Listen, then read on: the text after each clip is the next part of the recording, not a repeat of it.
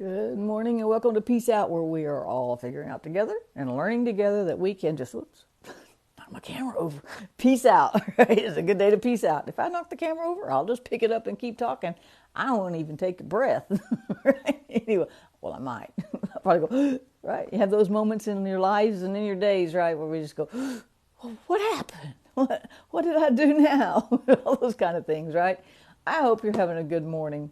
What is today? Wednesday, middle of the week for those who work only Monday through Friday. Some of us work more days than that, so it don't really count for middle of the week. But Monday through Friday workers, today's the middle of the week, right?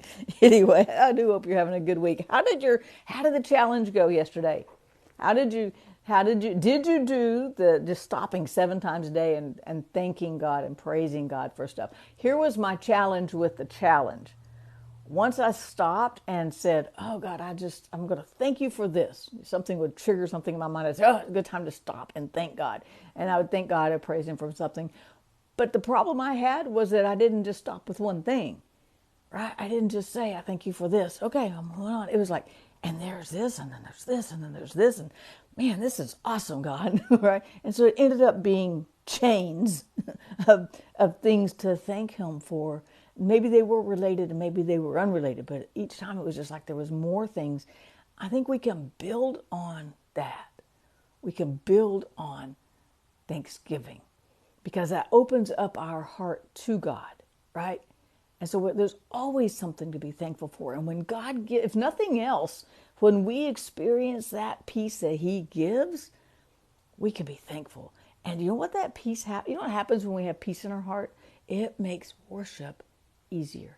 It makes recognizing him as God easier. So what we're going to talk about a little bit today. As a matter of fact, here's something God told Solomon through David. David's getting Solomon ready. Solomon's fixing to build the temple. We're in 1 Chronicles 28 today. And I finished Chronicles this morning, 1 Chronicles this morning. Yeah, I'm behind, but I don't really care.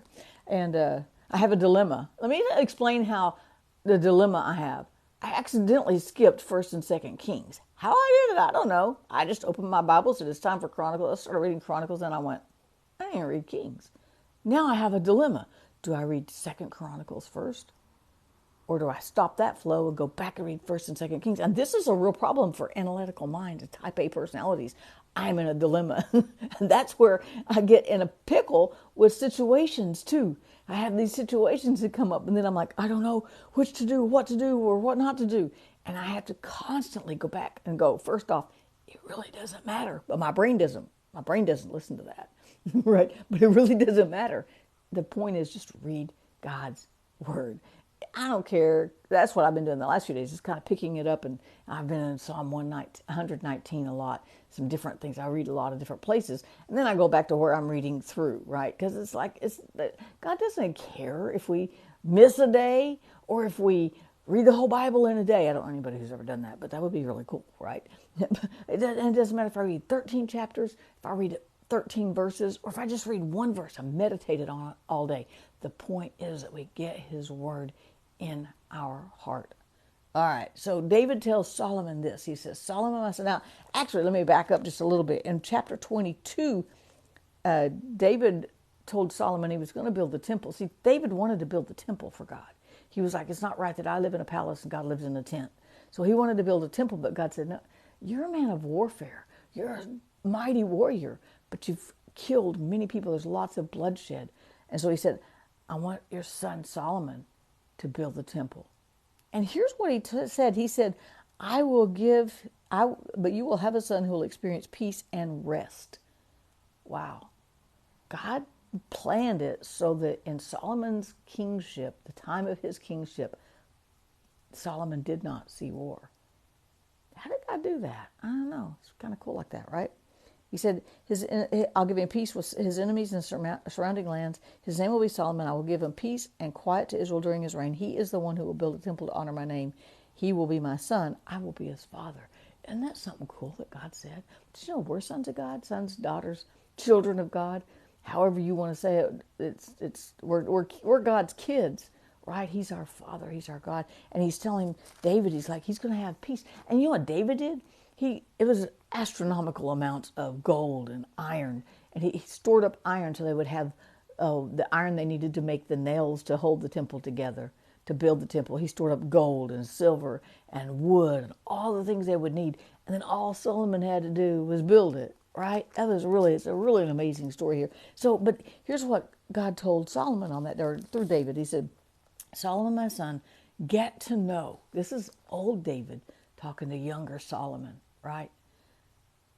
And Solomon, my son, get to know the God of your ancestors. Get to know God. Isn't that the principal thing? It's saying all of your getting, that's what Solomon said in his writings and Proverbs, and all your getting, get wisdom. All your wisdom, and all your wisdom, just get to know God. Try to understand God, get to know God, right? He said, get to know God, the God of your ancestors. Worship and serve him with your whole heart and with a willing mind. That's interesting. I may have to think about that a little bit more.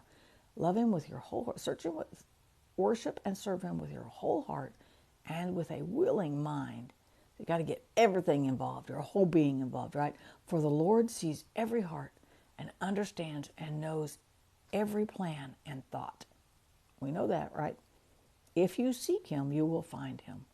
He also says if you forsake him, he'll reject you forever. But he's talking about as far as a king, right? Do you want to be a king? If you screw this all up and don't worship God and follow God, you're going to lose the kingship. But that wasn't even possible because God had already promised that David had a forever throne. And why? Because Jesus was in that lineage, right? But see, there was no background checks on Solomon here.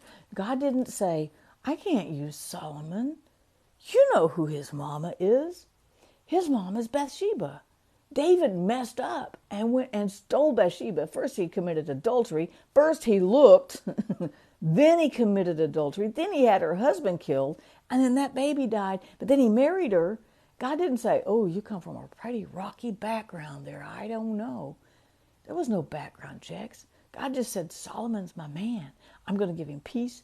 I'm going to give him no wars so that he can learn to worship me, so that he can build this temple. I'm going to make sure that he has everything he needs to build this temple. And David's telling Solomon now, just know God. It doesn't matter who your mama and your daddy was. It doesn't matter who they weren't, right?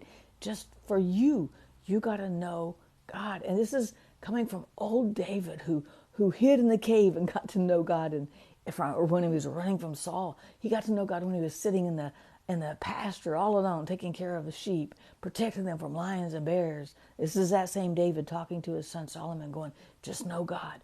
When you seek God, you will find him. And didn't Jeremiah say that same thing? Seek God, you will find. He will be found by you. When we seek him, there was no look into his background. And Solomon, none of that was Solomon's fault. Don't we hold things against people that wasn't their fault? Right? Well, you know who your mama was? You didn't have anything to do with picking your mama. You didn't have anything to do with picking your daddy, right? And sometimes we hold things against people because of where they came from, and that's not even fair, right? And God's saying, I don't care about how all of this came about. All I care about is the right now. Where are you right now? We're not looking at a background. We're not looking at past mistakes. We're not even looking at past successes. We're just saying right now is the best time to seek God. And when we seek God and we find him, and because he understands our plan, he understands our thoughts, he understands who we are and what makes us unique. Each of us are so unique. That's the only thing we all have in common, is that we're unique, right? Anyway, and so he's like, just build a temple. Build on that peace and build a place of worship. And when God gives us that peace in our heart, we seek him, we find him, we get that peace in our heart. It's a perfect place to build an imaginary altar in our heart for God, a place of worship. We set aside our heart for a place of worship. And worship means there's a sacrifice, there's an altar. Our heart becomes the altar and we become the sacrifice. And we do that when God gives us peace. When he gives us peace, we can find that place to just go, man, I'm just going to seek you with my whole heart. I don't care about anything that's going on in my life right this second. I don't care about anything that's gone on over the last 63 years in my life. It doesn't matter right now. What matters is this second, every second, seeking God and making him first in our lives. That's where we find peace. That's where we find him. He doesn't play hide and seek. He won't go, oh, you almost got me. Oh, maybe tomorrow. No, he says, oh, they're seeking me. I'm right here. I'm right here. He spoils a perfectly good game, right? Because it's like we see God and he's just like, I'm here. I got you. I got peace for you. I got peace for you no matter where you came from, no matter who did what before you, no matter what all the lineages, no matter what. Matter of fact, we see that in the lineage of Christ. The people who trusted God. There was Rahab. How did she make it? Trusting God in the middle of her situation. She saved her whole family by saying, I want to serve your God because I know your God's going to win this battle. She looked for God. She found God. She ended up being in the lineage of Christ. Go figure. Same thing with Ruth. Ruth was a totally different person than Rahab the harlot, right? But she ended up in the lineage because she just sought a redeemer. But isn't that all we're doing is looking for someone who can redeem our soul in peace? That can redeem our soul in strength and in his justice and in his mercy and in his grace? All we got to do is seek him. I encourage you today to take a minute and make your heart an altar and offer yourself to God as that living sacrifice of, I want your peace today, God. I just want to know you today. Because when we know God, we get his peace, his grace, and his mercy. We get all of the Creator inside of us, loving us, keeping us, watching over us. That's why we can peace out, because we get it all when we seek him.